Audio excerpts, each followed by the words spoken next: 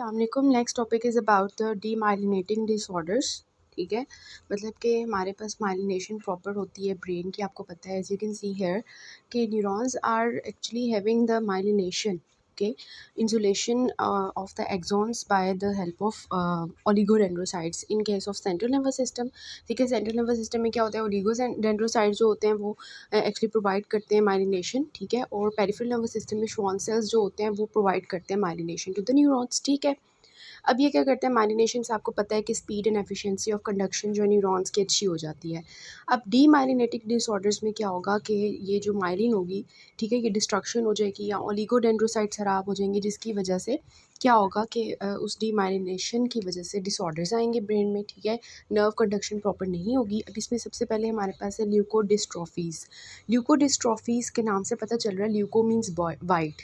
ठीक है, तो इसमें क्या होता है कि ठीक है, leuco means white and dystrophy मतलब उसमें कोई प्रॉब्लम आ जाएगी। मतलब जो हमारा white matter of the brain होता है, जिसको माइलिन शीथ कहते हैं, वो वाइट मैटर की बनी होती है ना। ठीक है, तो उसमें प्रॉब्लम आ जाएगी, तो ल्यूकोडिस्ट्रॉफीज़ उसको हम कहते हैं। अब ल्यूकोडिस्ट्रॉफीज़ जो है वो डिफरेंट टाइप्स की होती हैं, डिपेंडिंग अपॉन कि कौन सा एंजाइम इन्वॉल्व हो रहा है।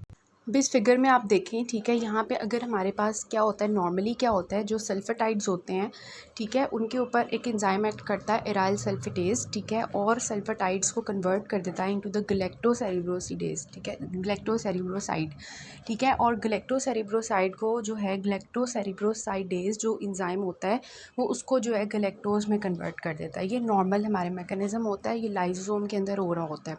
ठीक है, अब क्या होता है कि जब फॉर एग्जांपल हमारे पास क्या होगा, एराइल सल्फेटेज की डेफिशिएंसी हो जाएगी एंजाइम की। ठीक है, तो उसकी वजह से क्या होगा कि गलेक्टो साइल जो 3 सल्फेटाइड है वो गलेक्टोसेरिब्रोसाइड के अंदर कन्वर्ट नहीं होगा, जिसकी वजह से सल्फेटाइड्स जो होंगे वो लाइसोसोम्स के अंदर एक्यूमुलेट हो जाएंगे। और ये लाइसोसोम हमारा है किसका, ये हमारा जो लाइसोसोम है, ठीक है, ये हमारे ओलिगोडेंड्रोसाइट्स का लाइसोसोम है। ठीक है, तो आप खुद सोचें कि जब उसके अंदर ओलिगोडेंड्रोसाइट्स के अंदर के लाइसोसोम्स के अंदर इसकी एक्यूमुलेशन हो जाएगी सल्फाटाइड्स की, तो it is a form of lysosomal storage disease, जिसकी वजह से ओलिगोडेंड्रोसाइट्स अपना काम प्रॉपर नहीं कर पाएंगे और हमारी जो माइलिनेशन होगी प्रॉपर न्यूरॉन्स की वो अफेक्ट हो जाएगी। ठीक है, और दूसरा हमारे पास होता है कि अगर गलेक्टोसेरिब्रोसिडेज की एंजाइम की डेफिशिएंसी होती है, तो उसको उसके अंदर क्या होगा कि ग्लैक्टोसेरिब्रोसाइड जो होगा वो एक्यूमुलेट हो जाएगा हमारे लाइसोसोम्स या मैक्रोफेजेस के अंदर। ठीक है, तो इस वाली को हम कहते हैं क्रैब्स डिजीज़। ठीक है, पहली वाली कौन सी थी, मेटाक्रोमैटिक ल्यूकोडिस्ट्रॉफी थी, जिसमें एराइल सल्फेटेज की डेफिशिएंसी थी। यहाँ पे क्या है, यहाँ पे गलेक्टोसेरिब्रोसाइड की जो है साइडेज की डेफिशिएंसी है, जिसकी वजह से क्या हो रही है डिजीज़, क्रैब डिजीज़, जिसमें ग्लैक्टोसेरिब्रोसाइड एक्यूमुलेट हो रहा है। इसके अलावा जो थर्ड होती है फॉर्म, दैट इज़ एडिनोल्यूकोडिस्ट्रॉफी। ठीक है, एड्रीनोल्यूकोडिस्ट्रॉफी में क्या होता है कि हमारी जो, ये देखें, एक हमारा पेरोक्सिसोम है। ठीक है, इसके रिसेप्टर होता है। ठीक है, रिसेप्टर होता है जिसके ऊपर एक्चुअली क्या होता है कि लॉन्ग चेन फैटी एसिड्स होते हैं। ठीक है, अब नॉर्मली क्या होना होता है कि लॉन्ग चेन फैटी एसिड्स के एंड जो होता है उसके ऊपर कोएंजाइम ए की जो है वो एडिशन होनी होती है। ठीक है, लेकिन जिन लोगों के अंदर इसकी डेफिशिएंसी होती है, जेनेटिक प्रॉब्लम होती है, एक्स लिंक्ड डिफेक्ट होता है, उसमें क्या होता है कि ये कोएंजाइम ए जो है ये लॉन्ग चेन फैटी एसिड्स के साथ नहीं मिल पाता। ठीक है, और फिर क्या होता है कि उसकी वजह से जो डिज़ीज़ होती है उसको हम कहते हैं एड्रीनोल्यूकोडिस्ट्रॉफी। ठीक है, तो ये 3 हमारे पास ऐसे केसेस हो गए जिसमें लाइसोसोम्स के अंदर या पेरोक्सिसोम्स के अंदर खराबी आ रही है। ठीक है, एंजाइम्स की डेफिशिएंसी की वजह से, जिसकी वजह से ओलिगोडेंड्रोसाइट्स अपना प्रॉपर्ली काम नहीं करेंगे, और जब वो नहीं करेंगे काम, एंड यू नो दैट कि उन्होंने माइलिन शीथ को प्रॉपर्ली मैनेज करना था, वो नहीं हो पाएगी, डीमाइलिनेशन हो जाएगी। ठीक है, उनको हम कहते हैं ल्यूकोडिस्ट्रॉफीज, जिसमें 3 तरह की हमने देखी है, मेटाक्रोमैटिक ल्यूकोडिस्ट्रॉफी, क्रैब डिजीज़ और एड्रीनोल्यूकोडिस्ट्रॉफी। ठीक है, एंड उसके एंजाइम्स का आपको पता होना चाहिए। नेक्स्ट वी हैव कि ये देखें, इसका थोड़ा सा था कि फैटी एसिड्स जो हैं, अब जब उनकी प्रॉपर्ली ऑक्सीडेशन नहीं होगी, वो यूटिलाइज नहीं होंगे, उनकी जो लॉन्ग चेन फैटी एसिड्स हैं उनके एंड पे कोएंजाइम ए अटैच नहीं हो पाएगा, तो वो फैटी एसिड्स जो हैं वो एक्यूमुलेट होना शुरू हो जाएंगे पेरोक्सिसोम्स में। ठीक है, और हमारे जो हैं न्यूरॉन्स को भी डैमेज करेंगे और हमारे जो है एड्रीनल ग्लैंड्स को भी डैमेज करेंगे। इसलिए हमने इसके नाम के अंदर एड्रीनोल्यूकोडिस्ट्रॉफी रखा है, because it effects both the white matter of the brain, that is the myelin sheath, oligodendrocytes, and also it affects the adrenal glands. ठीक है. Next we have the topic very important multiple sclerosis. ठीक है, जो हमने medium Robins से भी करना है. ठीक है, मल्टीपल स्क्लेरोसिस क्या होता है, इसमें ऑटो इम्यूनिटी होती है. ठीक है, ऑटो इम्यून डिस्ट्रक्शन होती है CNS माइलिन एंड ओलिगोडेंड्रोसाइट्स की. अब इसमें भी देखें हमारे ओलिगोडेंड्रोसाइट्स ख़राब हो गए हैं. अल्टीमेटली क्या होगा, माइलिन शीथ ख़राब हो जाएगी. माइलिन शीथ ख़राब होगी तो नर्व कंडक्शन प्रॉपर नहीं होगी. बात इसमें याद रखने वाली ये है कि इसमें ऑटो इम्यून डिस्ट्रक्शन होती है. ठीक है, पीछे ल्यूकोडिस्ट्रॉफिस में इंजाइम्स की डिफिशिएंसीज थी. ठीक है, यहाँ पे क्या है, यहाँ पे ऑटो इम्यूनिटी है. और ये young adult 20 to 30 years of age के अंदर मोस्ट कॉमन होती है, क्रोनिक होती है. ज़्यादातर जो वुमेन होती हैं उनके अंदर ज़्यादा होता है. और जेनेटिक डिफेक्ट इसमें क्या क्या होता है, HLA DR2. ठीक है, डॉक्टर 2 ऐसे याद रख लें. ठीक है, इसके अंदर प्रॉब्लम होती है. जिन लोगों के अंदर ये वाली होती है ना HLA DR2, ठीक है, उनके अंदर मोस्टली ये देखी गई है. ठीक है, और वुमेन के अंदर देखी गई है और यंग अडल्ट्स में देखी गई है. ठीक है, और ये ज़्यादातर उन रीजन्स में होते हैं which are away from the equator, not very important. ठीक है, उसके बाद ये बता रहे हैं कि अब इस पिक्चर में देखें कि माइलिन शीथ जो है बिल्कुल मल्टीपल स्क्लेरोसिस की वजह से ख़राब हो गई है और उसकी वजह से फिर न्यूरोलॉजिकल प्रॉब्लम्स आएंगे. अब इसके नाम से आपको पता चल रहा है मल्टीपल मीन्स के बहुत ज़्यादा जगहों पर होगा. स्क्लेरोसिस मतलब कि हार्डनिंग हो जाएगी, स्कार्डिंग हो जाएगी. ठीक है, तो इसमें एक्चुअली क्या देखा जाता है कि जो लोग मल्टीपल स्क्लेरोसिस से जिन लोगों की डेथ होती है उनके CNS के अंदर हमें मल्टीपल जगहों पे क्या होता है, जगह जगह पे हमें हार्ड प्लेग्स लाइक एरियाज़ मिलते हैं, प्लेग लाइक एरियाज़ मिलते हैं. ठीक है, इसलिए हम इसको मल्टीपल स्क्लेरोसिस कहते हैं. अब अगर हमारी ऑप्टिक नर्व इन्वॉल्व होती है, ऑप्टिक नर्व की माइलिन शीथ ख़त्म हो जाएगी तो उसकी वजह से ब्लड विजन होगी. अगर ब्रेन स्टेम के अंदर प्रॉब्लम आ रही है तो उसकी वजह से वर्टाइगो होगा, स्कैनिंग स्पीच होगी. ठीक है, और ऐसे स्कैनिंग स्पीच जो है, ऐसे लोगों को हम देख के ऐसे लगेगा जैसे इन्होंने अल्कोहल पी हुई है. ठीक है, लेकिन अगर हमें हिस्ट्री नहीं मिलती कि उसने अल्कोहल नहीं पी, ठीक है, सो हम उसकी DD में देखेंगे कि मल्टीपल स्क्लेरोसिस हो सकता है. ठीक है, इसके अलावा क्या होता है कि अगर हमारा मीडियल लॉन्गिट्यूडनल फेसिक्यूलस इन्वॉल्व होता है तो उसकी वजह से इंटरन्यूक्लियर ऑफ्थेल्मोप्लेजिया होता है. अब इस फिगर में देखें, ये मीडियल लॉन्गिट्यूडनल फेसिक्यूलस पिंक से दिखाया हुआ है. इसमें 3 नर्व्स पास कर रही हैं, ऑक्यूलोमोटर, ट्रॉक्लियर और एब्ड्यूसर नर्व. ठीक है, अब जब ये ख़राब होगा, मीडियल लॉन्गिट्यूडनल फेसिक्यूलस ये नर्व्स ख़राब होगी तो उनके साइंस आएंगे. ठीक है, जिसमें ऑफ्थेल्मोप्लेजिया मेनली जो है इंटरन्यूक्लियर ऑफ्थेल्मोप्लेजिया, मतलब इसमें अगर बात की जाए तो आई इन्वॉल्वमेंट होती है. ठीक है, इसके अलावा क्या है कि अगर जो है सेरिब्रल वाइट मैटर इफ़ेक्ट होता है, यूजुअली जो पेरीवेंट्रिकुलर एरिया होता है, वेंट्रिकल्स के इर्द गिर्द वाला एरिया, अगर वो इन्वॉल्व होता है तो उसकी वजह से क्या होता है, हेमीपेरेसिस हो जाती है, यूनिलेटरल लॉस ऑफ सेंसेशन हो जाती है. अगर स्पाइनल कॉर्ड इन्वॉल्व होता है तो ऑब्वियसली क्या होगा, lower extremity loss of sensation and weakness होगी. ठीक है, और अगर ऑटोनॉमिक नर्वस सिस्टम इन्वॉल्व होता है तो बाउल, ब्लैडर, सेक्शुअल डिस्फंक्शन हो जाएगा. डायग्नोसिस हम इसकी करते हैं MRI से और लंबर पंक्चर से.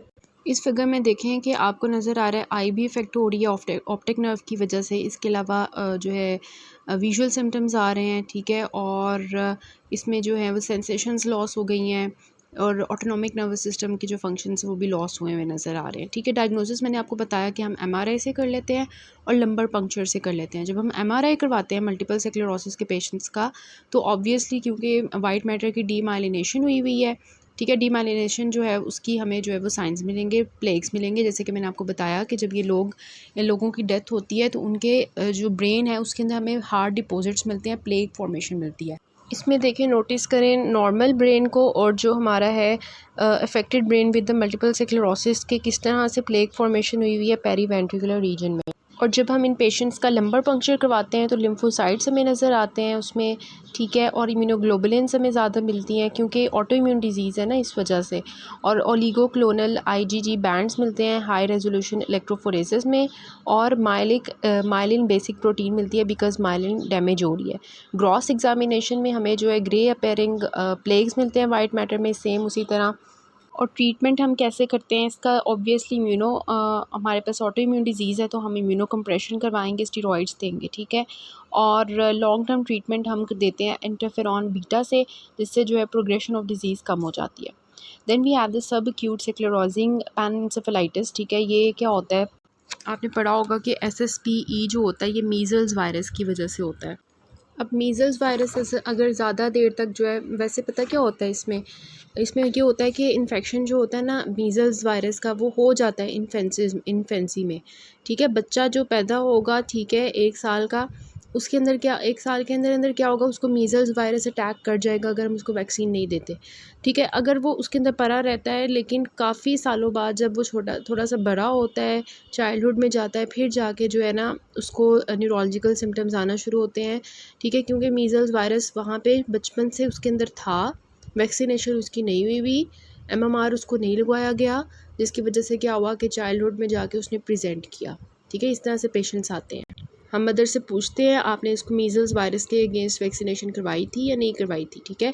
तो नहीं करवाई होती तो उस वजह से क्या होता है कि परसिस्टेंट इन्फेक्शन अगर हो ब्रेन का, जैसे यू कैन सी हियर कि इसमें क्या हो रहा है कि जो ओलिगोडेंड्रोसाइट्स हैं उसके अंदर वायरल इंक्लूजन्स नज़र आ रहे हैं, वहाँ पे मीज़ल्स वायरस परसिस्टेंटली प्रेजेंट होता है और आहिस्ता आहिस्ता प्रोग्रेस करता है, आहिस्ता आहिस्ता सारे न्यूरॉन्स को डैमेज करता जाता है, ओलिगोडेंड्रोसाइट्स को, जो कि हमारे वाइट मैटर बना रहे होते हैं। इसके अलावा ग्रे मैटर जो है न्यूरॉन्स के अंदर भी ये वायरल इंक्लूजन्स होती हैं और अल्टीमेटली क्या होता है कि डेथ हो जाती है पेशेंट की, ठीक है, अगर इसको ट्रीट ना किया जाए। Next we have the progressive multifocal leukoencephalopathy. तो इस टर्म का क्या मतलब होता है? प्रोग्रेसिव मतलब ये आहिस्ता आहिस्ता प्रोग्रेस करता है, आहिस्ता आहिस्ता ख़राब होता जाता है।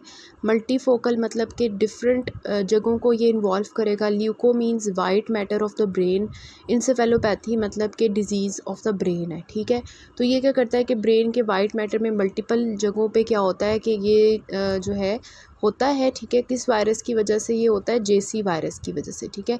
JC वायरस जो है उसकी अगर वो पड़ा रहता है बॉडी के अंदर, लेटेंट होता है और एकदम से पेशेंट को एड्स हो जाता है या ल्यूकीमिया हो जाता है, मतलब उसको इम्यूनोसप्रेशन हो जाती है, तो ये वायरस जो होता है ये एक्टिवेट हो जाता है और एक्टिवेट हो गए उसी तरह जैसे मीज़ल्स वायरस ने ओलिगोडेंड्रोसाइट्स को ख़राब करना शुरू कर दिया था, तो ये जो JC वायरस होता है ये भी क्या करता है, ये पोलियोमा वायरस होता है ना, ह्यूमन पोलियोमा वायरस, इसने क्या करना होता है कि उसी तरह जो है ना ख़राब करना होता है हमारे वाइट मैटर को, और उसकी जैसे न्यूरोलॉजिकल साइंस आते हैं, विजुअल लॉस हो जाता है, weakness, dementia and leading to death, ठीक है। Next we have the central pontine myelinolysis. इसके नाम से हमें पता चल रहा है कि इसमें क्या होता है कि पॉन्स के अंदर जो है फोकल डीमाइलिनेशन हो जाती है, मतलब जो है ये होता है इस वजह से है कि अगर प्रोग्रेसिवली मतलब हम जो है रैपिड जो है ना हम मतलब इलेक्ट्रोलाइट डिस्टर्बेंसेस अगर बहुत तेज़ी से आएँ, ठीक है, रैपिड आएँ, एकदम से इलेक्ट्रोलाइट डिस्टर्बेंसेस आते हैं कि फॉर एग्जांपल हम जो है ना किसी को पेशेंट को ना हाइपोनेट्रीमिया हुआ था, हमने उसको एकदम से जो है ना IV फ्लूइड्स दिए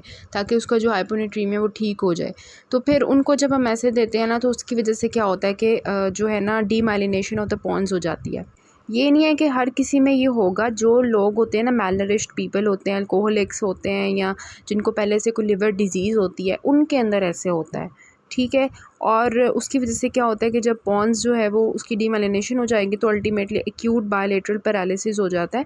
इसको हम कहते हैं लॉक्ड इन सिंड्रोम, ठीक है। मतलब कि सारी बॉडी जो है वो लॉकअप हो जाती है, मतलब कि सिर्फ पेशेंट जो है ना वो ब्लिंक कर सकता है आंखें, बाकी ना वो मूव कर सकता है, ना वो बोल सकता है, ना मतलब उसकी सारी बॉडी जो है ना वो काम करना छोड़ देती है, सिर्फ वो आंखें ब्लिंक कर सकता है। तो इस वजह से हम कहते हैं लॉक्ड इन सिंड्रोम, ठीक है। और this occurs in the central pontine myelinolysis. So this was all about the demyelinating disorders in which we discussed about the leukodystrophies, multiple sclerosis, subacute sclerosing panencephalitis which was due to the measles, and the progressive multifocal leukoencephalopathy which was due to the JC virus, and then we discussed about the central pontine malinolysis in which the patient was locked in.